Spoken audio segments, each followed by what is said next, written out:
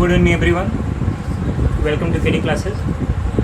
तो physical chemistry video series में अभी तक हमने यूनिट मेजरमेंट को पढ़ा। तो अभी क्या है कि फिजिक्स में आप लोगों का यूनिट एंड मेजरमेंट का सेक्शन स्टार्ट कर दिया गया है और एक वीडियो लेक्चर हो भी चुका है। तो इसीलिए हम जो है उस पोर्शन को स्किप करेंगे, वो आपको फिजिक्स में मिल जाएगा। जब आप प्लेलिस्ट में चेक करेंगे तो आपको फिजिक्स में मिल जाएगा। तो इसीलिए हम जो है आज जो है लॉ ऑफ केमिकल कॉम्बिनेशन, जो हमारा आपका केमिस्ट्री का पोर्शन है, हम लोग उसको स्टार्ट करेंगे। तो देखिए, लॉ ऑफ केमिकल कॉम्बिनेशन में ध्यान दीजिए होता क्या है। देखिए, केमिस्ट्री के बारे में अगर हम बात करें तो केमिस्ट्री सिर्फ जो हमारे पीरियोडिक टेबल में 100 या 118 तत्व जो हैं, 118 तत्व हैं, सिर्फ उनके बारे में नहीं है, बल्कि उनसे बनने वाले हजारों लाखों यौगिकों के बारे में है। उनका एक यौगिक से दूसरे यौगिक में कन्वर्जन के बारे में है, यानी कि एक कंपाउंड से दूसरे कंपाउंड में उनके ट्रांसफॉर्मेशन के बारे में है कि एक यौगिक से दूसरा यौगिक या तत्वों से मिलकर यौगिक किस प्रकार से बनते हैं। तो इन सारी चीज़ों की स्टडी करने के लिए हम 5 नियम हमको दिए गए हैं। इसको हम लोग बोलते हैं लॉ ऑफ केमिकल कॉम्बिनेशन, यानी कि रासायनिक संयोग के नियम। इन 5 नियमों के अंतर्गत जो हम ये पढ़ेंगे कि 2 या 2 से अधिक तत्व संयोग करके किस प्रकार से एक नया यौगिक बनाते हैं, या फिर एक यौगिक किसी और यौगिक में कैसे परिवर्तित होता है। तो इसमें हम पहला जो हमारा है, देखिए 5 इसमें दिए गए हैं। पहला हमारा है लॉ ऑफ कंजर्वेशन ऑफ मास, जिसको हम लोग बोलते हैं द्रव्यमान संरक्षण का नियम। दूसरा हमारा है लॉ ऑफ कांस्टेंट प्रोपोर्शन, जिसे हम लोग बोलते हैं स्थिर अनुपात का नियम। तीसरा हमारा दिया गया है लॉ ऑफ मल्टीपल प्रोपोर्शन, जिसे कहा जाता है गुणित अनुपात का नियम। आपका चौथा है लॉ ऑफ इक्विवेलेंट और रेसिप्रोकल प्रोपोर्शन, जिसे हम कहते हैं तुल्य अनुपात या व्युत्क्रम अनुपात का नियम। और 5वां और आखिरी आपका है गैर-विषयक लॉ ऑफ गैसियस वॉल्यूम, यानी कि गैर-विषयक का गैसीय आयतन संबंधी नियम। तो ये हमें 5 नियम है जो रासायनिक संयोग के नियम के अंतर्गत हमें पढ़ने हैं। तो हम पहला पढ़ेंगे। तो सबसे पहले हम जो है लॉ ऑफ कंजर्वेशन ऑफ मास के बारे में पढ़ेंगे।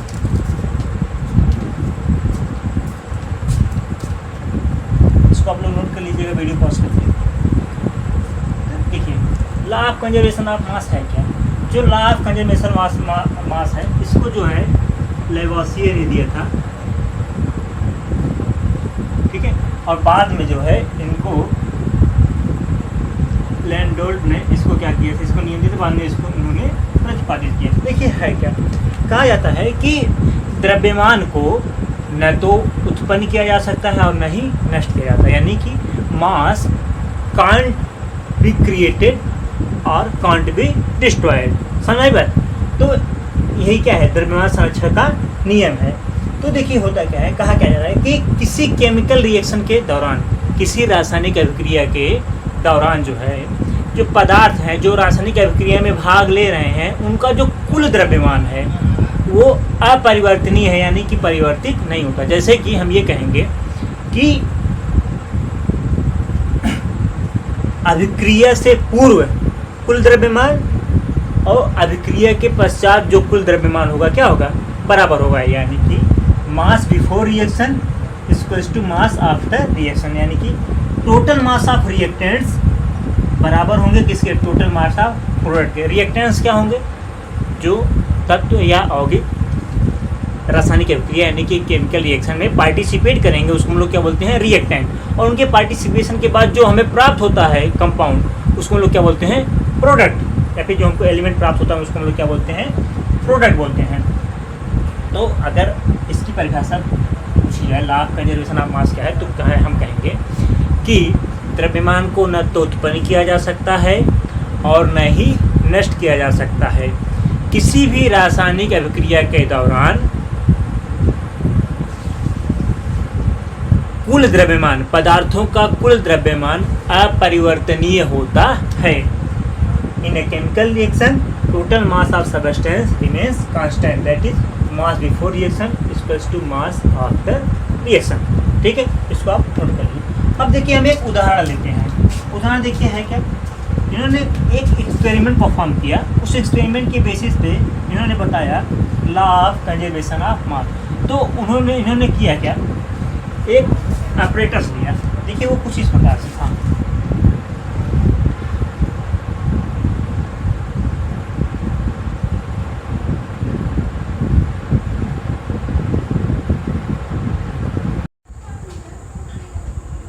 देखिए यही ऑपरेटर्स, इस तरह का ऑपरेटर्स उनके द्वारा लिया गया। तो उन्होंने किया क्या कि इसके एक आर्म में सिल्वर नाइट्रेट का सोल्यूशन रखा और दूसरे आर्म में सोडियम क्लोराइड का सोल्यूशन रखा। तो उन्होंने शुरू में किया क्या कि उन्होंने 17 ग्राम सिल्वर नाइट्रेट लिया, ठीक है, और 5.85 सोडियम क्लोराइड लिया। अब किया क्या, इन्होंने इस प्रकार से बनाया था, इन्होंने ऑपरेटर्स को अच्छे से सेक किया, जिससे हुआ क्या कि सिल्वर नाइट्रेट और NaCl आपस में अच्छी तरीके से मिल गए। ठीक है, तो इसको सेक करने से पहले उन्होंने उसको वेट कर लिया कि इसका वजन कितना है। उसके बाद इन्होंने जैसे ही इसको मिलाया, जैसे ही इसको सेक किया, तो क्या हुआ हमको कि जब सिल्वर नाइट्रेट और सोडियम क्लोराइड आपस में मिले तो एक सफ़ेद अवक्षेप बना। अवक्षेप क्या होता है पहले आप ये समझिए। जिससे जब भी होता है क्या है कि आपका मान लीजिए एक्वा सोल्यूशन है, जेली बिलियन है, ठीक, जब उसमें आप कुछ डालते हैं तो होगा क्या कि एक सॉलिड जो है बनता है, और जो उसके बॉटम में, यानी कि जो हमारा बर्तन है, एपरेटस है, उसके बॉटम में जो है वो सॉलिड फॉर्म में बैठ जाता है। तो इसको हम लोग क्या बोलते हैं, प्रेसिपिटेट, यानी कि अवक्षेप, इसको हम लोग बोलते हैं प्रेसिपिटेट। तो जब इसको मिलाया गया तो एक सफ़ेद कलर का अवक्षेप बन गया। तो इससे यह क्लियर हो गया कि रासायनिक अभिक्रिया हुई है। अच्छा, होने के बाद जब होगा फिर उन्होंने फिर उसका वजन किया, फिर उसको उन्होंने वे किया। जब उन्होंने वे किया तो क्या पाया कि जो रिएक्शन होने के पहले जो उसका मास था टोटल, और रिएक्शन होने के बाद जो टोटल मास है, दोनों क्या है, इक्वल है। तो इससे वो इस कंक्लूजन पे पहुंचे कि ड्यूरिंग केमिकल रिएक्शन टोटल मास क्या होता है आपका, कांस्टेंट रहता है, वो परिवर्तित नहीं होता, वो चेंज नहीं होता। जैसे ध्यान देखिए अगर हम देखें तो मास ऑफ रिएक्टेंट, यानी कि ये हो गया टोटल मास ऑफ रिएक्टेंट्स क्या होगा हमारा, ध्यान से देखिए, 17 प्लस 5.85, ये हो जाएगा हमारा 22.85 ग्राम। ठीक है, अब हम कहें टोटल मास ऑफ प्रोडक्ट क्या हो जाएगा, देखिए 8.5 प्लस 14.35 क्या हो गया, ये 22.85 ग्राम। देखिए जो हमारा रिएक्टेंट का मास है वही हमारा क्या है, जो हमारा रिएक्टेंट का मास है वही हमारा क्या है, प्रोडक्ट का मास है। तो इससे क्या प्रूव हो गया कि during chemical reaction total mass of substances do not change. Note कर लीजिए। अभी हम लोग एक और क्वेश्चन सॉल्व करेंगे। चलिए देखते हैं क्या दिया गया है आपको। कहा जा रहा है कि 12 gram of calcium carbonate is heated till its mass become constant. Its end mass was found to be 6.72 gram. 6.72 gram. Find amount of carbon dioxide released. देखिए क्या कह रहा है, ध्यान से देखिए। अभी हम जो इसको रिएक्शन इसका लिखेंगे तो हमको चीज़ समझ में आएगी कि क्या कह रहा है। इसे कैल्शियम कार्बोनेट होता क्या है हमारा, CaCO3। तो इसको हम लोग हीट करते हैं तो होता है क्या, इसमें बन जाता है हमारा कैल्शियम ऑक्साइड सॉलिड, और उससे क्या हो जाती है, कार्बन डाइऑक्साइड गैस हमें बाहर निकल जाती है। अब देखिए ध्यान से, जब इसको गर्म करेंगे तो कार्बन डाइऑक्साइड गैस निकलती रहेगी, और जब कार्बन डाइऑक्साइड गैस निकलती रहेगी तो इसका द्रव्यमान क्या होगा, लगातार कम होता रहेगा। क्या कह रहे हैं कि इसको हम तब तक गर्म कर रहे हैं जब तक इसका द्रव्यमान क्या हो जाए, स्थिर न हो जाए। तो इसका मतलब क्या होगा कि पूरी की पूरी कार्बन डाइऑक्साइड गैस क्या हो गई, निकल गई, और अंत में बचा क्या हमारे पास, सिर्फ और सिर्फ क्या बचा, कैल्शियम ऑक्साइड। अब इन्होंने दिया है क्या, ये कितना है, कैल्शियम कार्बोनेट कितना लिया गया है शुरुआत में 12 ग्राम। अब अंत में क्या बचेगा, सिर्फ कैल्शियम ऑक्साइड ठोस, क्योंकि ये गैस निकल जाएगी, तो ये कितना बचा है 6.72 ग्राम। अब पूछ क्या रहा है कि जो कार्बन डाइऑक्साइड गैस निकली है वो कितनी मात्रा में निकली है, कार्बन डाइऑक्साइड गैस जो हमारी रिलीज हुई है उसको कितनी मात्रा में निकली, उसका कितना अमाउंट है। तो हम क्या कहेंगे, देखिए law of conservation of mass से क्या होगा, mass of reactant equals to mass of product, ठीक है। तो from law of conservation of mass क्या हो जाएगा, mass of CaCO3 equals to क्या हो जाएगा, mass of CaO calcium oxide plus mass of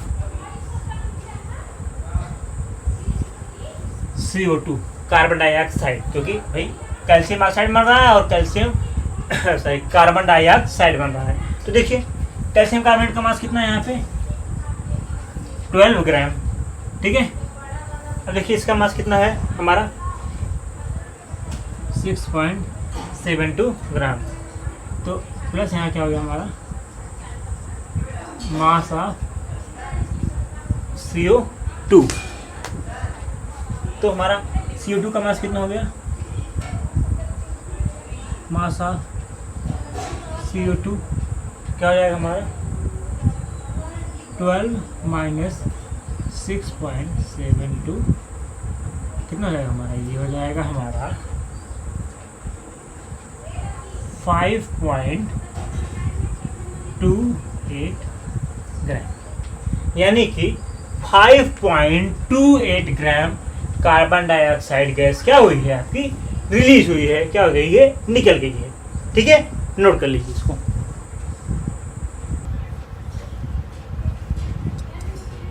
देखिए अब हम दूसरा नियम देखते हैं, लॉ ऑफ कांस्टेंट प्रोपोर्शन, यानी कि लॉ ऑफ कांस्टेंट प्रोपोर्शन, स्थिर अनुपात का नियम। देखिए ये नियम क्या कहता है कि every chemical compound their constituent elements are in a fixed mass ratio. It doesn't matter from which method we have found it or from which method we have prepared it. यानी कि ये मायने नहीं रखता कि हमने उस कंपाउंड को कैसे बनाया है या फिर हमने उसको कहाँ से प्राप्त किया है, जो उसके एलिमेंट्स होंगे, जो उसके निश्चित एलिमेंट होंगे, जो उसके फिक्स्ड एलिमेंट होंगे, वो एक फिक्स मास रेशियो में होंगे। उनका जो मास रेशियो होगा क्या होगा, फिक्स होगा। देखिए हम लोग इसको एग्जांपल से समझते हैं, ध्यान दीजिए। एग्जांपल क्या है, हम एक सिंपल एग्जांपल लेते हैं H2O का, वाटर का। इस वाटर में देखिए क्या है, जो इसका मास रेशियो है क्या है, देखिए मास जो रेशियो है, देखिए इसमें क्या है, हमारा जो हाइड्रोजन है क्या है 2 है, हाइड्रोजन क्या है 2 ग्राम है, और जो हमारा ऑक्सीजन है वो क्या है हमारा 16 ग्राम है। तो जो इसका मास रेशियो है, मास रेशियो क्या है 2:16, यानी कि 1:8। अब बताइए, अब ये जो वाटर है, चाहे हम इसको चाहे जहाँ से वाटर लें, वाटर हो, चाहे हम इसको किसी भी मेथड से बनाएं, चाहे हमारा वो टैप वाटर हो, ठीक है, चाहे वो नल का पानी हो, चाहे बारिश का पानी हो, चाहे समुद्र का पानी हो, चाहे जो भी पानी हो, उसमें इम्प्योरिटीज की बात हम नहीं कर रहे हैं, वाटर की बात करें। तो यूनिवर्स में हमको जो भी H2O मिलेगा, चाहे जिस विधि से हम उसको प्राप्त करें, चाहे जिस मेथड से उसको हम लोग ऑब्टेन करें, होगा क्या, उसमें जो हाइड्रोजन और ऑक्सीजन का मास रेशियो होगा वो क्या होगा 1:8 होगा। 1:2 क्या होगा 8 होगा। दूसरा एग्जाम्पल लेते हैं, मान लीजिए हम किसकी बात करते हैं, कार्बन डाइऑक्साइड की बात करते हैं। देखिए अभी हम ऊपर हमने एक रिएक्शन लिखा था, क्या हमने क्या किया था, कैल्शियम कार्बोनेट को हीट किया था, तो हमको क्या मिला था कैल्शियम ऑक्साइड और CO2 गैस मिली थी।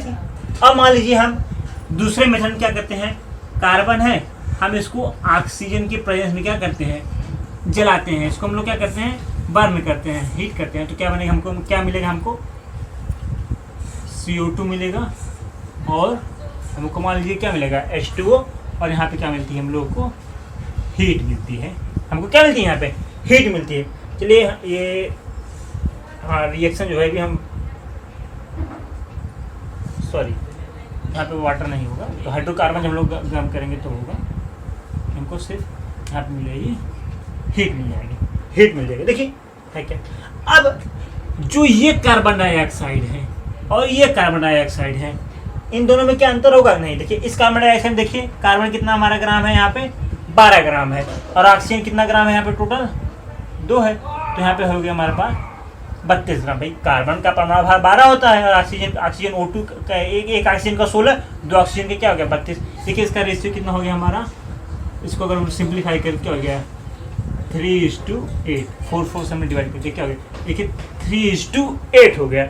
अब इस कार्बन डाइऑक्साइड का देखें भाई, इसका भी तो वही सेम चीज़ें है, 12:32, यानी कि 3:8। तो देखिए भाई ये कार्बन डाइऑक्साइड हमने क्या किया, कार्बन को जलाकर ऑब्टेन किया, और ये कार्बन डाइऑक्साइड जो है हमने क्या किया, कैल्शियम कार्बोनेट को हीट करके ऑब्टेन किया। लेकिन क्या दोनों में कोई फर्क है, नहीं, बिल्कुल फर्क नहीं है। तो वही कह रहे हैं कि जो हमारा केमिकल कंपाउंड है, हम उसको चाहे जिस मेथड से बनाएं या फिर हम चाहे उसको जिस सोर्स से ऑब्टेन करें, उसमें जो है जो उसके फिक्स एलिमेंट्स हैं, यानी कि जो उसके कंस्टिट्यूएंट एलिमेंट्स हैं जिनसे वो मिलकर के बना है, उनका जो मास रेशियो होगा वो क्या होगा, हमेशा कांस्टेंट होगा। इसीलिए हम कहते हैं कांस्टेंट होगा, यानी कि वो एक कांस्टेंट प्रोपोर्शन में ही रहेंगे। ठीक है, इसलिए इसको कहा गया law of constant proportion. Note कर लीजिए इसको।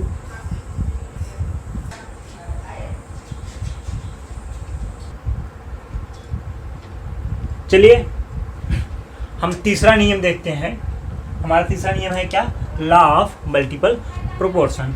देखिए इसमें है क्या, when 2 elements mutually combines to form more than one compound, then masses of element who combines with same mass of other element are in a simple multiple ratio। इसको हम लोग एग्जाम्पल से समझिए। देखिए है क्या कि देखिए मान लीजिए हमने एक एलिमेंट A लिया और हमने दूसरा एलिमेंट लिया क्या, B।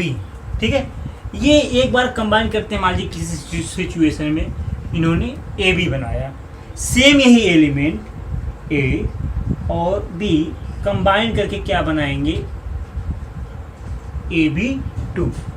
तो इसके अकॉर्डिंग क्या कहा जा रहा है, देखिए कि जो B का मास होगा, देखिए A के साथ कंबाइन जो करेगा B का मास, वो एक सिंपल रेशियो, यानी कि AB में जो B का मास होगा और AB2 में जो B का मास होगा, जो एक इनका जो रेशियो होगा वो एक सिंपल मल्टीपल होगा, यानी जैसे 1:2, 1:3 ऐसा रेशियो होगा। 1:2 का रेशियो होगा, या फिर 1:3 का रेशियो होगा, या फिर 1:4 का रेशियो होगा। वो इस प्रकार के रेशियो में होंगे। अगर हम इसको हिंदी में कहें तो क्या होगा कि जब 2 तत्व परस्पर आपस में संयोग करके एक या एक से अधिक यौगिक बनाते हैं, तो समान द्रव्यमान वाले तत्व से संयोग करने वाले तत्व के द्रव्यमान एक सरल गुणित अनुपात में होते हैं। देखिए उदाहरण के लिए देखें हम, अगर उदाहरण देखें, मान लीजिए हमने किया क्या, हमने कार्बन लिया और ऑक्सीजन लिया। इसको कार्बन यानी कि मान लीजिए क्या है, हम आपका कोल है, कोयला है, ठीक है। ऑक्सीजन पे इसको हमने बर्न किया, तो पहले मान लीजिए हमने कम ऑक्सीजन दिया, कम ऑक्सीजन यानी कि 1/2 मोल हमने दिया, तो कम ऑक्सीजन दिया, हमारा बन गया क्या, कार्बन मोनोऑक्साइड। अब इसी कार्बन को हम लोग ऑक्सीजन के एक्सेस में बर्न करेंगे, तो क्या हमारा बन जाएगा, कार्बन डाइऑक्साइड। देखिए इसमें क्या है, कार्बन तो यहाँ पे जितना कार्बन का मास कंबाइंड हुआ है उतना ही कार्बन का मास क्या हुआ है, यहाँ पर भी कंबाइंड हुआ है। देखिए अब हम देखते हैं क्या है यहाँ पे mass of oxygen in CO क्या हो जाएगा, देखिए मास ऑफ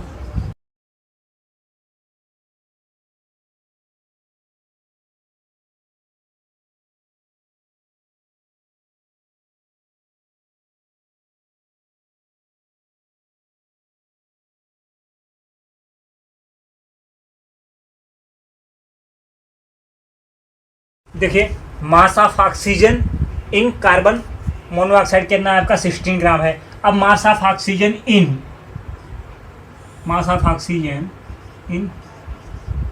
CO2 कितना हो गया आपका, 2 ऑक्सीजन है तो हो गया आपका 32 ग्राम। अब देखिए इन दोनों का रेशियो कितना हो जाएगा, 16:32, यानी कि क्या हो गया 1:2। ठीक है, ये देखिए एक सिंपल रेशियो होगा कि नहीं। वही कहा जा रहा है कि उन एलिमेंट्स के जो मासेस हैं उनका जो रेशियो होगा, जो एक फिक्स मास मतलब एक ऐसे एलिमेंट जिसका मास क्या है फिक्स है, उसके साथ जब वो कंबाइन कर रहे हैं तो क्या होंगे, वो एक सिंपल मल्टीपल रेशियो में होंगे। बात समझ भाई। जैसे उदाहरण के लिए एक और एग्जाम्पल हम लोग देख लेते हैं, हमारा क्या है H2O और H2O2। H2O में देखिए कितना है ये आपका अनुपात 1:8 किसका, सॉरी इसमें देखिए ऑक्सीजन कितना है, सिंपल देखें 16 ग्राम है, 2 हाइड्रोजन के साथ कंबाइन किया है। यहाँ पे देखिए 2 हाइड्रोजन है लेकिन 2 ऑक्सीजन है, कितना हो गया ये देखिए 32 ग्राम। देखिए इनका रेशियो देखिए क्या हो गया, फिर 1:2 का रेशियो होगा कि नहीं, यानी कि ऑक्सीजन का जो रेशियो है मास का रेशियो H2O और H2O2 में क्या है, एक सिंपल रेशियो नहीं, 1:2 का एक सिंपल रेशियो है। Thank you. अब जो है नेक्स्ट हम लोग देखेंगे, बाकी हमारे 2 रह जाएंगे। पहला क्या है,